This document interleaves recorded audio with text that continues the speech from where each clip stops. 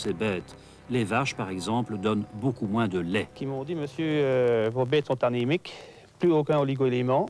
Alors nous avons fait venir les gens d'Electrobel, donc, qui sont venus, qui ont dit, monsieur, vous êtes en dessous de ligne de tension, nous ne savons rien faire pour vous.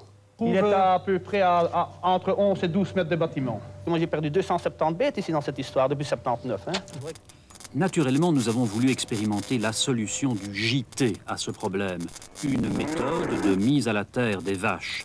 Certaines, comme vous le voyez, sont très coopérantes. Cette histoire de vache électrique, c'était en 87. Depuis, le JT n'en a plus parlé. Il faut dire qu'entre-temps, le secteur bovin a été vachement mis sous haute tension par les vaches folles et les vaches à la dioxine. Néanmoins, nous avons retrouvé cet éleveur.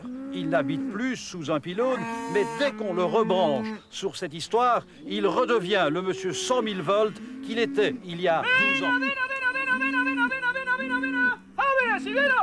Ils sont en bonne santé maintenant, vos vaches? Si j'aurais des problèmes, j'en aurais pas tant. Hein. Parce que pour faire un cheptel, il faut longtemps, il faut des années. Hein. Combien vous en avez au total maintenant? 135. Et à l'époque, à Bonneville, combien vous en aviez à la fin? À la fin, il m'en reste encore 9.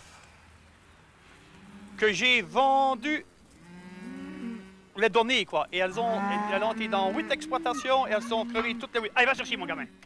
Va chercher, gamin. Allez, va, au bout, hein. À mon ancienne ferme, je faisais 1000 litres de lait par an. Et ici, on parlait en faire 5 000 à 6 000 litres. Bonnement. Moi, j'ai commencé dans ma vie là-bas en 65. Tout marchait fort bien. Quand on a monté la ligne de tension, ça a commencé à se dégrader. Que finalement, il n'y a plus rien qui allait. Et maintenant, j'ai recommencé sa porcheresse, ça revient. Alors moi, je ne comprends pas. Voilà les mots de 4-5 mois.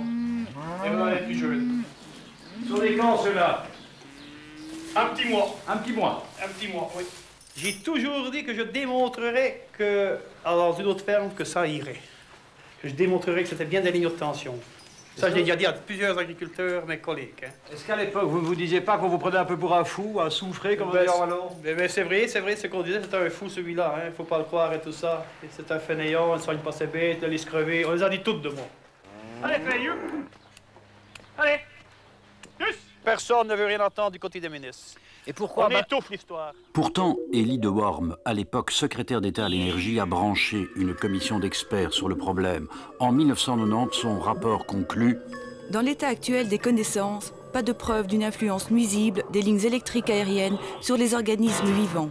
Mais le fermier n'en démord pas. On ne pouvait pas dénoncer cette histoire-là, c'est une histoire de trop d'argent. C'est tout. C'est mondial, l'électricité. Alors, il y aurait combien? C'est dans tout le monde entier, il y aurait dédommagé les gens qui étaient en dessous des lignes de tension. Monsieur Pirapré peut-il refaire ses expériences sous les pylônes comme en 1987? Je viens à Paris tout ce que vous voulez. Je viens à Paris ma ferme. Allons-y. Oui. Sitôt dit, sitôt fait, expédition sous les lignes à haute tension qui survolent toujours l'ancienne ferme de Monsieur Pirapré, en compagnie des nouveaux propriétaires intrigués et d'un scientifique. Vous voulez le faire, monsieur Defossé? Non, monsieur Pirapré, je vous en prie, faites votre démonstration tout seul. Ah.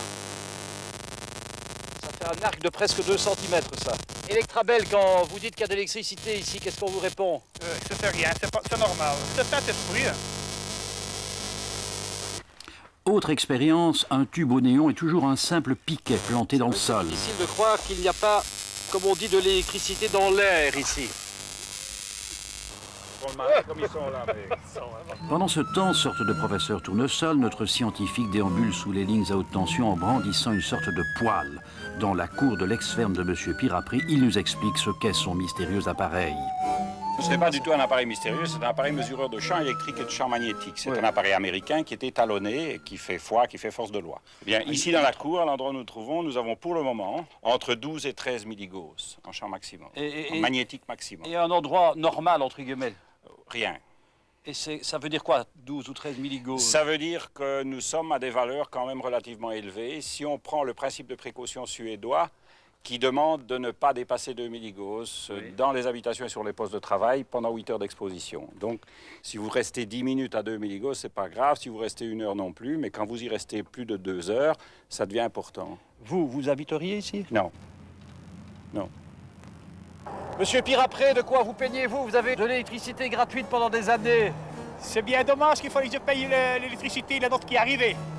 Dernière démonstration, plus lumineuse encore. Une équipe d'allumés complètement à la masse brandit des tubes au néon sous les lignes électriques, sans les toucher. évidemment. Rappelons que plusieurs pays européens, mais pas nous, interdisent toute habitation à moins de 100 mètres d'une ligne à haute tension. Depuis des lunes, certains veulent rallumer le débat sur la nocivité ou non des lignes à haute tension. En attendant, Droit de Suite propose l'installation d'une enseigne lumineuse sur l'ancienne ferme de notre éleveur. Ici, un illuminé inventa le néon sans électricité. Une enseigne qui brûlerait jour et nuit gratuitement aux frais d'Electrabel.